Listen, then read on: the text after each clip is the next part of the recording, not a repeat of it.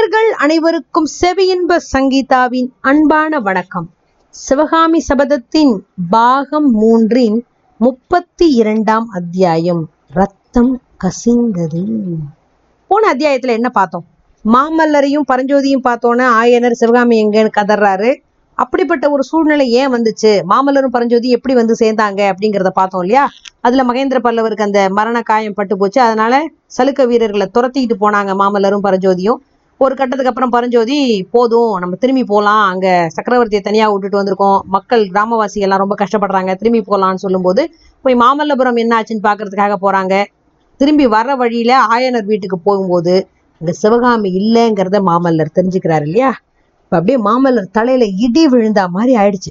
இப்போ மாமல்லர் என்ன நினைக்கிறாரு, மேற்கொண்டு என்ன நடக்குது அப்படின்னு தெரிஞ்சுக்கோமா? மாமல்லரும் கீழே விழுந்துருவாரோ அப்படிங்கிற பயத்தினால பரஞ்சோதி அவரோட கையை அப்படியே கெட்டியமா பிடிச்சுக்கிறாரு. ரெண்டு பேருக்கும் பேசுறதுக்கு அப்படியே நாக்கே வரல, அப்படியே ஒட்டிக்குச்சு. ஆயனர் அப்படியே பார்த்த மாதிரியே நிக்கிறாங்க. திருப்பி ஆயனர் கேட்கிறாரு, பல்லவ குமாரா, சிவகாமி எங்க?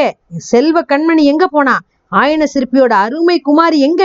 மகேந்திர பல்லவரோட சுவிகார புத்திரி எங்க? பரதகண்டத்திலேயே இணையில்லாத நடன கலாராணி எங்க அப்படின்னு வெறி கொண்ட குரல்ல அப்படியே கேட்டுக்கிட்டே போறாரு, எங்க எங்க எங்கன்னு. மாமல்லரோட உள்ளம் அப்படியே பெரிய புயல் அடிக்கிற போது கடல் எப்படி கொந்தளிக்குமோ அந்த மாதிரி கொந்தளிக்குது. ஆனா கூட சிவகாமிக்கு என்ன நடந்ததுன்னு தெரிஞ்சுக்கிற ஆவல்னால அப்படியே பல்ல கடிச்சுக்கிட்டு மனசை தைரியப்படுத்திக்கிட்டு பசையே இல்லாத ஒரு வறண்டு போன குரல்ல, ஐயா தயவு செய்து மனதை அப்படியே நிதானப்படுத்திக்கிட்டு சொல்லுங்க, சிவகாமி எங்க? நான்ல உங்களை கேட்கணும், சிவகாமிக்கு என்ன நடந்தது சொல்லுங்க அப்படின்னு கேட்கிறாரு. ஆயனரோட வெறி அப்படியே அடங்குது. அவரோட உணர்ச்சி அப்படியே வேற உருவம் எடுக்குது. கண்ணுல அப்படியே தண்ணி வழியுது. ஆமாம் பிரபு, ஆமா, என்னத்தான் நீங்க கேட்கணும். சிவகாமியை இந்த பாவி கிட்டதான் நீங்க ஒப்படைச்சிருந்தீங்க. நான் தான் என் கண்மணியை பறி கொடுத்துட்டேன். ஐயோ என் மகளே, பெத்த தகப்பனே உனக்கு சத்ருவாயிட்டனே அப்படின்னு கதறிட்டு அப்படியே தலையை குப்புற வச்சுக்கிட்டு அழுகுறாரு. ஆயனரோட ஒவ்வொரு வார்த்தையும் நரசிம்மவர்மனோட இதயத்தை அப்படியே வாளால போட்டு அறுக்கிற மாதிரி இருக்கு. சிவகாமி செத்தே போயிட்டாளோ அப்படின்னு ஒரு முடிவுக்கு வராரு. அப்படியே பொங்கி வந்த துயரத்துக்கும் ஆத்திரத்துக்கும் நடுவுல சிவகாமி எப்படி செத்து போனா அப்படின்னு தெரிஞ்சுக்கிற ஆவலும் எழுது. ஒருவேளை சலுக்கர்களால அவளோட மரணம் நேர்ந்திருக்குமோங்கிற எண்ணம் அப்படியே மின்னல் மாதிரி அவரோட உடம்புல அப்படியே பிரவேசிச்சு உடம்பையும் உள்ளத்தையும் ஒரு உழுக்குது. திருப்பி ஒரு பெருமுயற்சி செஞ்சு மனசை அப்படியே திடப்படுத்திக்கிறாரு. அதிகார துணியில ஒரு கடினமான குரல்ல கேக்குறாரு, ஆயனரே பதில் சொல்லிட்டு அப்புறம் அழுங்க. சிவகாமி எப்படி செத்து போனா, எப்போ செத்து போனா அப்படின்னு கர்ஜிக்கிறாரு. அப்படி ஆகா, என் கண்மணி செத்துட்டாளா அப்படின்னு அலறிட்டு படுத்திருந்த ஆயனர் எழுந்து நிற்கிறதுக்கு முயற்சி பண்றாரு. அவர் கால் தடுமாறுது. பயங்கரமா கத்திக்கிட்டு தொப்புன்னு தரையில விழுந்துட்டாரு. இறந்துட்டாளா அப்படிங்கிற ஆயனரோட கேள்வியினால சிவகாமி இன்னும் இறக்கல அப்படிங்கிற உண்மை மாமல்லரோட மனசுல படுது. ஆயனர் அப்படி நிற்க முயற்சி பண்ணி தோத்து போய் விழுந்தாரு இல்லையா? அவரோட காலில் அடிபட்டிருக்குங்கிற விவரமும் மாமல்லருக்கு அப்பதான் தெரிய வருது. இதனால அப்படியே அவர் கல்லா செஞ்சுக்கிட்டு இருந்த அவரோட மனம் அப்படியே கணிஞ்சு போச்சு. ஐயா உங்களுக்கு நடந்ததுதான் என்ன அப்படின்னு ஆயனர் பக்கத்துல உட்கார்றாரு. ஐயா உங்க கால் முறிஞ்சிருக்கே, இது எப்படி நடந்தது அப்படின்னு இறக்கமா கேட்கிறாரு. மலையிலேருந்து விழுந்து கால் முறிஞ்சுது. என் கால் முறிஞ்சா முறியட்டும், சிவகாமி செத்துட்டதா சொன்னீங்களே, அது உண்மைதானா அப்படின்னு ஆயனர் கேட்கிறாரு. ஐயா சிவகாமியை பத்தி எனக்கு ஒண்ணுமே தெரியாது. என்ன நடந்தது நீங்க சொன்னதை வச்சு ஒருவேளை அவ செத்துட்டாளோன்னு நானா முடிவு பண்ணேன். போர்க்களத்திலேருந்து நான் நேரா வரேன். நீங்களும் சிவகாமியும் காஞ்சியில சௌக்கியமா இருக்கிறதா நான் நினைச்சுக்கிட்டு இருக்கேன். நீங்க எப்படி இங்க வந்தீங்க? சிவகாமியை எப்போ பிரிஞ்சிங்க?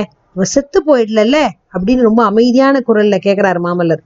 இதற்கு மாறா அப்படியே அலற குரல்ல, ஐயா சிவகாமி செத்து போயிருந்தா எவ்வளவோ நல்லா இருந்திருக்குமே அப்படின்னு ஆயனர் கதறாரு. ஐயா சிவகாமிக்கு என்னதான் நடந்தது திருப்பி சொல்லுங்க அப்படிங்கிறாரு மாமல்லர். ஐயோ எப்படி அதை சொல்லுவேன், எல்லாம் இந்த பாவியினால வந்த வேணதான் பிரபு. சிவகாமிய சலுக்கர்கள் சிறைப்பிடிச்சுக்கிட்டு போயிட்டாங்க. என்ன என்ன அப்படின்னு மாமல்லர் கேட்ட தொனியில உலகத்திலேயே இதுவரைக்கும் யாரும் கண்டும் கேட்டும் இராத ஒரு விபரீதம் நடந்துட்டுதுன்னு அவர் நினைப்புக்கு புலனாகுது. ஆமாம் பிரபு, சிறைப்பிடிச்சுக்கிட்டு போயிட்டாங்க. நீங்க சலுக்க வீரர்களை பின்தொடர்ந்து போயிருக்கீங்க அப்படிங்கிற செய்தி கேள்விப்பட்டப்போ சிவகாமியை எப்படியாவது விடுவிச்சுக்கிட்டு வந்துருவீங்கன்னு நான் நம்பி இருந்தேன். என்னை ஏமாத்திட்டீங்க. ஆனா உங்க பேர்ல என்ன தப்பு? எல்லாம் இந்த பாவியினால வந்ததுதான்.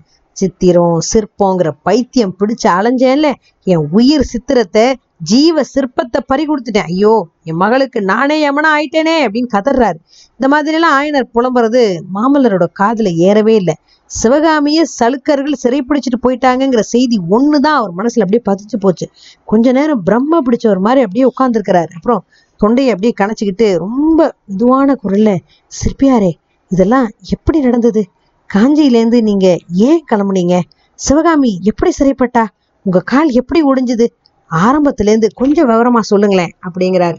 ஆயனரும் அந்த மாதிரியே விவரமா எல்லாத்தையும் சொல்றாரு.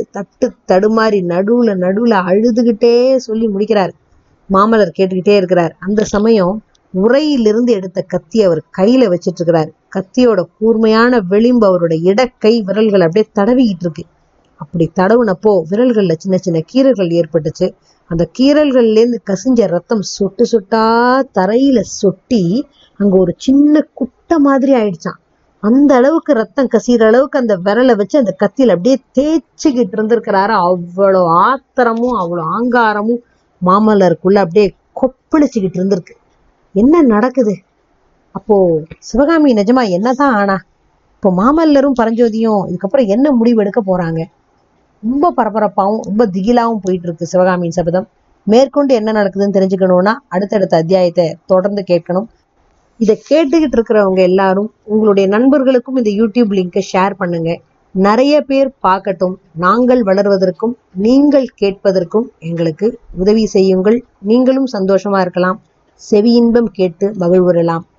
கொஞ்சம் காத்துருங்க அடுத்த அத்தியாயம் வரைக்கும். கேட்குறவங்க எல்லாருமே இதை சப்ஸ்கிரைப் பண்ணியிருப்பீங்கன்னு நம்புறேன். இல்லைன்னா உடனே சப்ஸ்கிரைப் பண்ணிடுங்க. உங்க ஃப்ரெண்ட்ஸ் எல்லார்கிட்டையும் சொல்லி செவி இன்பம் யூடியூப் சேனலுக்கு சப்ஸ்கிரைப் பண்ண சொல்லுங்க. நன்றி.